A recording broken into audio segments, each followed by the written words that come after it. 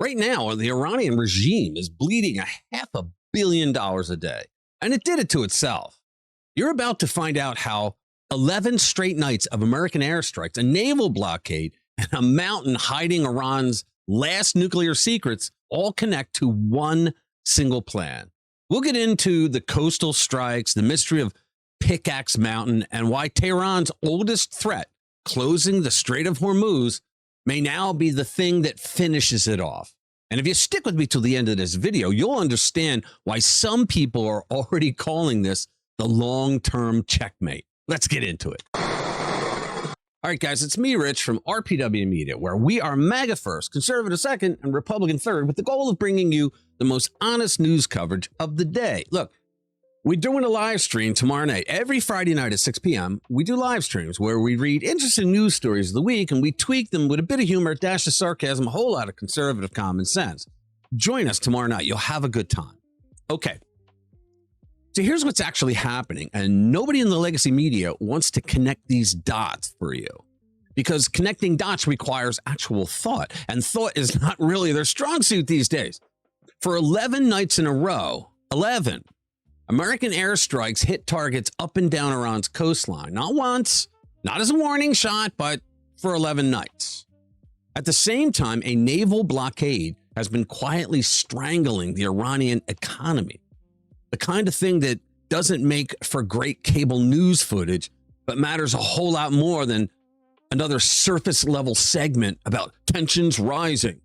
The regime is reportedly losing enough amounts of oil revenue. The rial, that's their currency, for those of you who don't spend your weekends reading about Iranian monetary policy, and honestly, why would you, is said to be falling off a cliff while inflation keeps climbing. And in the middle of all of that, President Trump was reportedly considering strikes against targets Tehran assumed Washington would never find or touch. Now, here's the part that should make you sit up and take notice a little bit.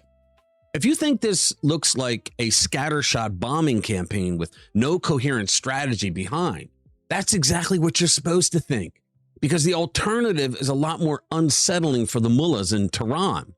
Because according to the source laying all this out, none of this is random. Every strike, every ship, every blockade, it's all part of one plan. Reduce Iran's military strength, wreck its economy, squeeze the regime politically until something inside gives. U.S. Central Command reportedly carried out major attacks on Iranian coastline infrastructure in a single 24-hour window. Command centers, gone. Missile and drone launch sites, gone. Air defense systems that were supposed to protect all of that are also gone. And this wasn't just about scoring points on a scoreboard somewhere in the Pentagon.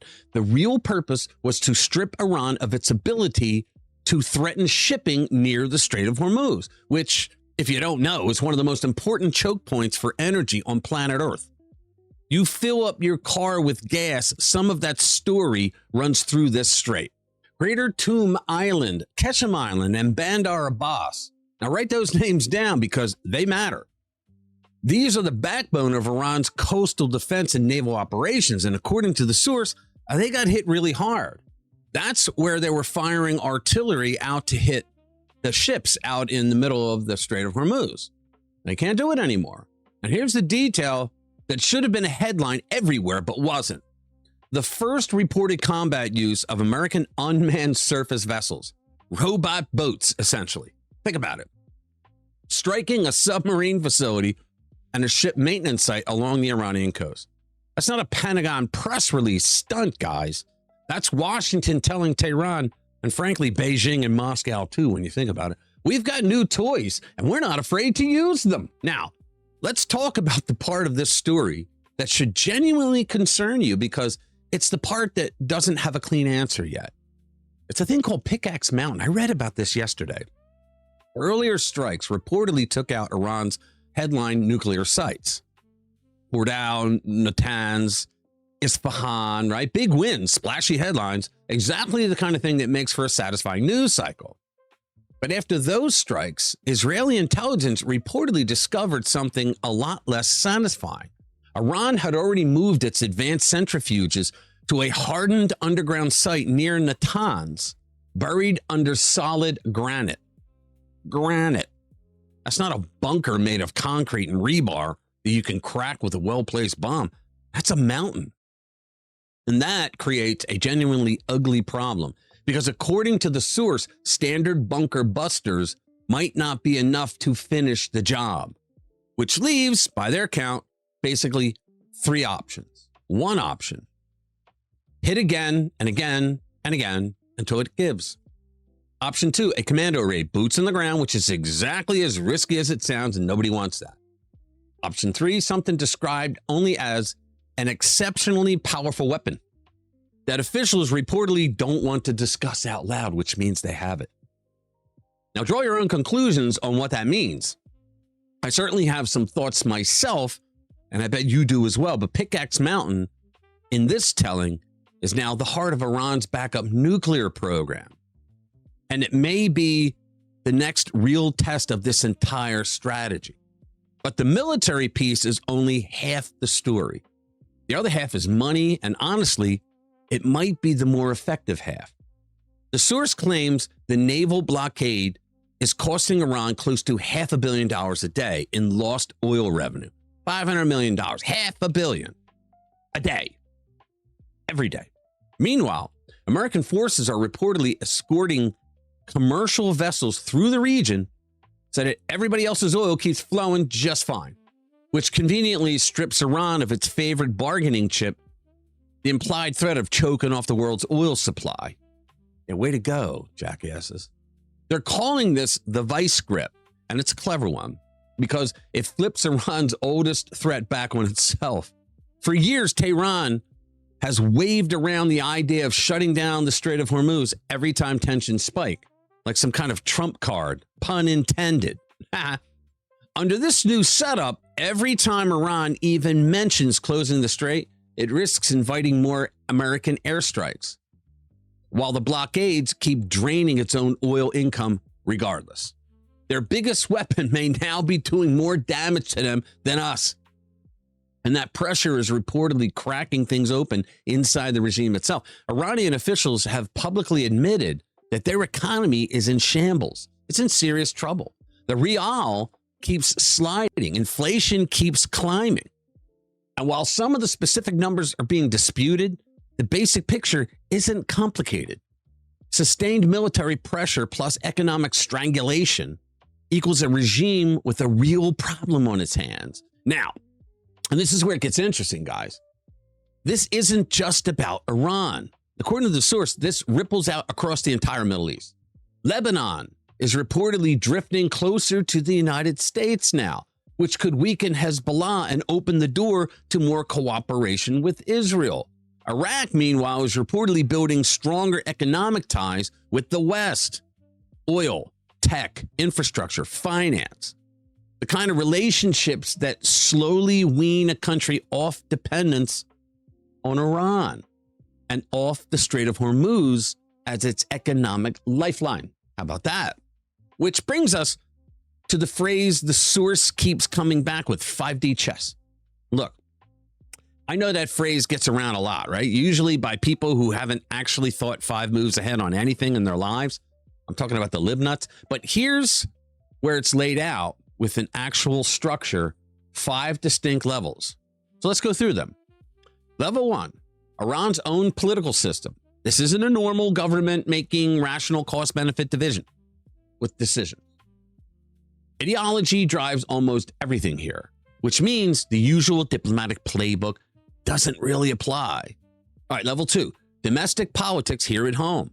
Every time there's a pause or a negotiation, the critics, you know the ones, jump up and down and shout and scream and wet their pants that Trump is backing down, right? According to the source, that's not weakness. It's management, managing public reaction, keeping energy markets calm, and keeping room to maneuver later on. Now, level 3, China and Russia. It always comes back to China and Russia. Iran has been quietly handing China discounted oil on the black market for years, buying Beijing influence across the Middle East on the cheap. If Iran's regional power collapses, China loses a cheap energy source and a foothold it spent years building. This isn't just an Iran story, guys. It's a China story wearing an Iran costume. Now, Trump had already cut a deal with Xi earlier this year. He said, look, we blockaded the blockade of Iran. You're not getting their oil anymore, but you can buy some of our oil from Alaska. And Xi said, yeah. Now, level 4, the regime's own internal rot, clerical control, corruption, rival factions jockeying for the future, real uncertainty about succession. Military losses and a collapsing economy don't just weaken Iran from outside. They turn the regime's own institutions against each other from within the country. And finally, level 5, the so-called axis of resistance, the Houthis, Hezbollah, Iranian-backed militias in Iraq. This network's losing ground for years already. Soleimani's killing, remember that guy? It was the first domino. Hezbollah got weaker. Assad's government in Syria collapsed entirely. And now Washington is reportedly working to peel Iraq and Lebanon away too. Not attacking Iran's influence in one country, but unwinding it region-wide. It's a brilliant plan by Trump. And here's the big takeaway. The thing the talking heads keep missing, intentionally, I think. This strategy runs on patience, not a single knockout blow. Every time there's a pause, a negotiation, a moment that looks like hesitation, the critics declare victory for Tehran. How stupid of them. But according to our source, that's exactly the wrong read. What looks like disorder from the outside may actually be a slow, deliberate squeeze, military pressure, economic strangulation, diplomatic isolation, and a regime rotting from within, all running at the same time. Now, call it what you want. The source calls it a long-time checkmate. Whether that holds up is going to take time to see. But one thing's for sure, nobody set up 11 nights of coastal strikes, a $500 million a day blockade, and a granite mountain full of centrifuges by accident. So look, strip away the noise, and here's the honest version. Iran spent decades building leverage, nuclear sites, proxy militias, and a chokehold on global oil. Right now, piece by piece, that leverage is being dismantled. Not with one dramatic strike, but with steady grinding pressure on every front at once. And here's the upside, guys, for whatever it's worth. A weaker, poorer, more isolated Iranian regime is a safer world for all of us, including, frankly, a lot of ordinary Iranians who have been living under this thing for over 40 years. God bless them all. All right, so tell me what you think about this in the comments below. I want to hear from you. Thank you for watching. I'll see you in the next one. Don't forget to join us tomorrow night, 6 p.m. Eastern.